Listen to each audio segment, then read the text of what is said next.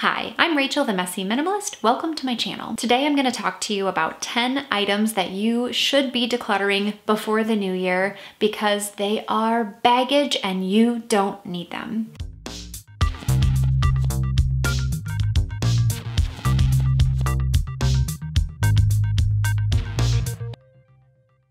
So if you're new here, welcome, and if you've been coming around for a while, then welcome back. I do urge you to hit the subscribe button if you haven't already, and the thumbs up if you end up liking this video. So if you have acquired items in the past year, or you've held on to items that you've acquired in previous years, now is a great time to let some of those things go and start fresh in the new year. Let's talk about the 10 items that you do not need anymore going into 2020. Item number 1, holiday decor. I'm sure you still have your Christmas items up, I know I do, but the reason that it's so important to go through your holiday decorations before the new year is because anything that didn't make it out of your tote boxes probably doesn't need to go an entire another year still in your tote boxes. Scented candles, sprigs of pine, I don't even know, Santa dolls, I'm not even sure. Lights, I have a few items that didn't make it out this year, they didn't make it out the previous year. I don't need to keep storing them. I'm gonna let those things go. The next one, this one can be difficult for somebody who is a big clothes shopper, but clothing that either still has tags or just that you haven't worn at all last year.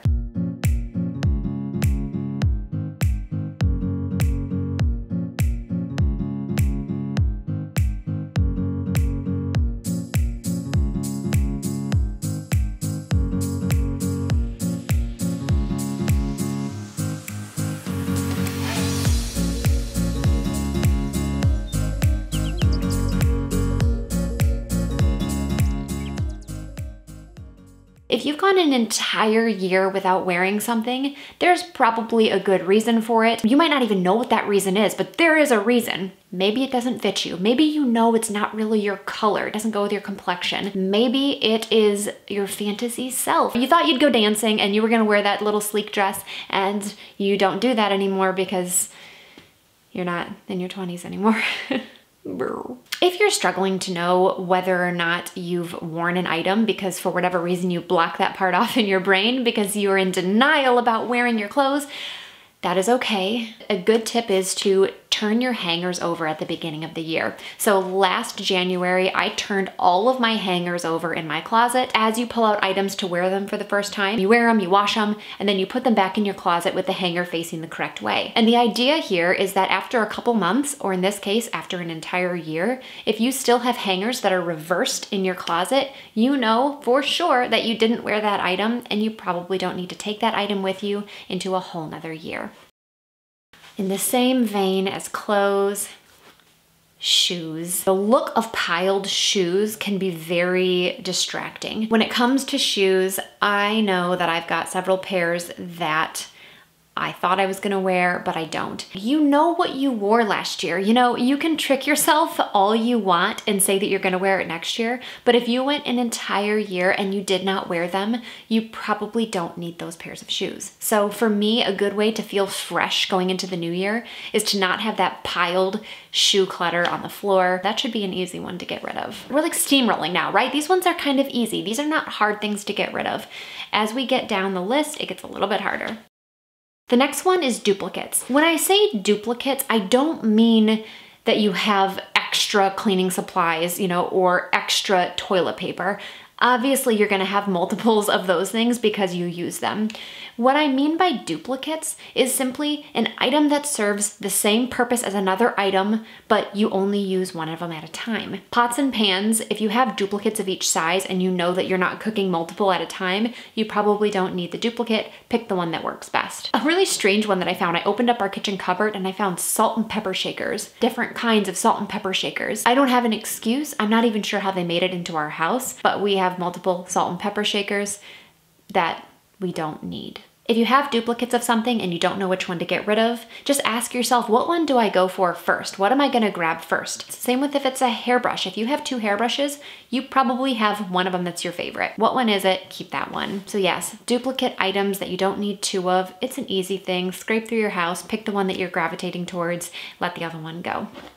The next one is old medications that have expired or that you no longer need. When I open up our medicine cabinet and see just overloaded medications and stuff, it feels like anxiety. Walking into the bathroom feels like anxiety. And one very easy thing to do is just look through and see what has expired, what has not expired, and get rid of the things that have expired. From what I understand, the longer that something has been expired, the less potent it becomes, or at least it's not guaranteed to have its full potency. Expired medications, it's a very easy thing to just let go of, clear out your medicine cabinets, feel less stressed when you go into your bathroom. Your email lists. Now, I'm not saying you need to go through your inbox, because if you're like me, you have thousands, if not tens of thousands of unopened emails. It's a little bit ridiculous. If you're one of the kind of people who keep your inbox completely cleared, I applaud you. I'm not one of those people. I just sort of let emails pile up. They will get knocked to the second page and I won't have to see them again, but they're still there. And one thing after the holidays is that you probably purchased some items from some new online vendors and automatically got signed up for their email list. Do you really need to hear from these people every single week for the next 52 weeks? Some of them more often than that. I know I don't. So a great thing to do before you go into 2020 is to just look through your inbox of what you've received in the past week or two. Depending on how many emails you get a day, you might have to go a couple pages back, but just look and see, who do you actually want to get emails from? Anyone watching this should know how to unsubscribe from emails, but just in case you don't, you just scroll to the bottom of the email, hit unsubscribe or subscription settings. It will direct you immediately to a page. You click the button and you're done. I went through and I unsubscribed from everything I didn't want, and it took me about 10 minutes. So do yourself a favor, unsubscribe from all the emails you don't want to hear from, and you will go into 2020 with a clean, unburdened inbox. All right, old technology. Now, technology for each of you is going to mean something a little bit different, but old technology for us means old cell phones that we no longer use. I don't know why we keep them, but I think it's because they cost an insane amount of money when you purchase them. And if you weren't able to trade those in for a new phone, chances are you probably kept it. So if you have an old cell phone lying around, just let it go. You don't need it. Same goes for old cables, chargers, MP3 players, headsets, extra headphones. The other day I found a portable DVD player. I don't even think they make those anymore. Maybe they do, but I mean, this is the kind of stuff that's just been sitting there where we're like, well, at one point that cost me $100. Technology progresses so fast that chances are, if you haven't even used it in the past 6 months, you probably don't need it. So go into 2020 with only the technology that you actually use on a regular basis. Your purse or wallet. I'm not doing like the big deep purse declutter, but just the easy surface level declutter. You have just got done with a holiday season. Chances are you have a lot of receipts in there. Open up your purse, dump it out, get your spare change out of there. You're gonna find punch cards, receipts, wadded up tissue. Why do I feel like I'm the only one who has wadded up tissue everywhere? I don't know, but you're gonna find all kinds of just junk in there. Junk that you don't need to tote around into 2020. Just give it a dump, look through it, and get out all of that excess baggage. Get a good scanning app. If there are receipts that you want to keep, scan them or opt into having them emailed to you so you can have them stored online.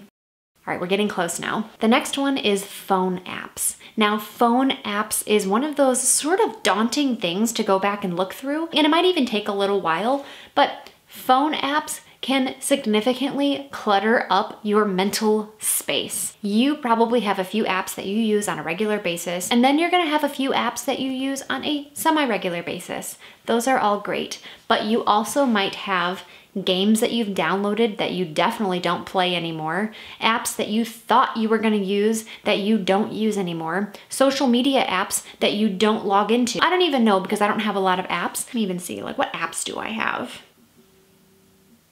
It's my home screen. Okay, so I keep mine separated into folders, so social media, video streaming, shopping, for instance, games. I have Pokemon Go and Candy Crush in my games folder.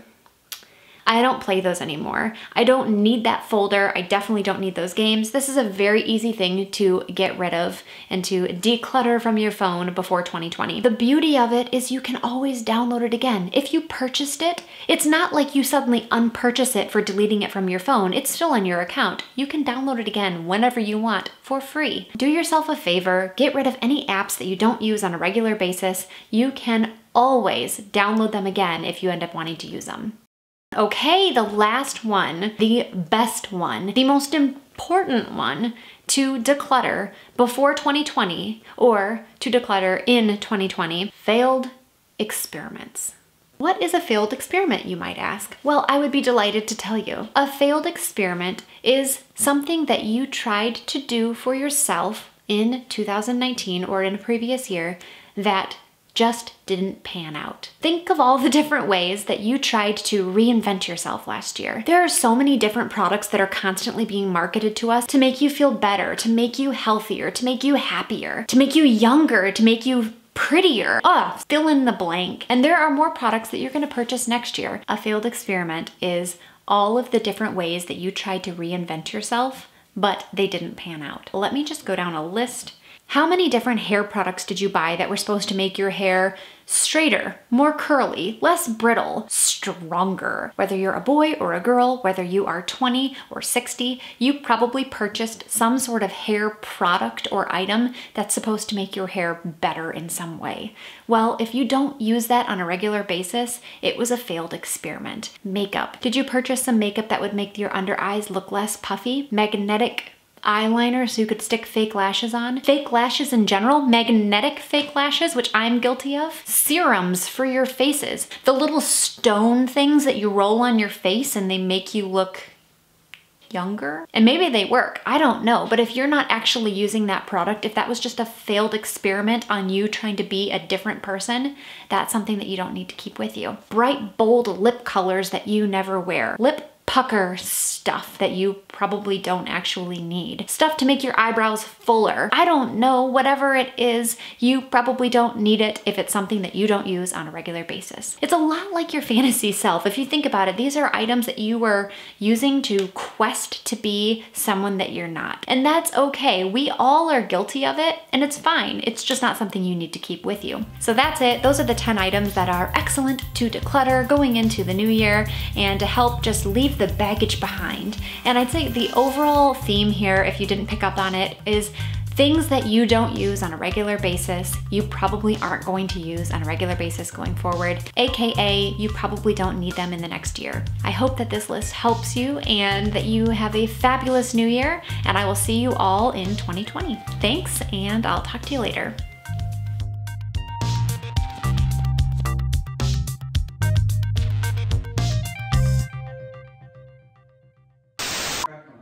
Oh yeah, no, hang on, we messed it up.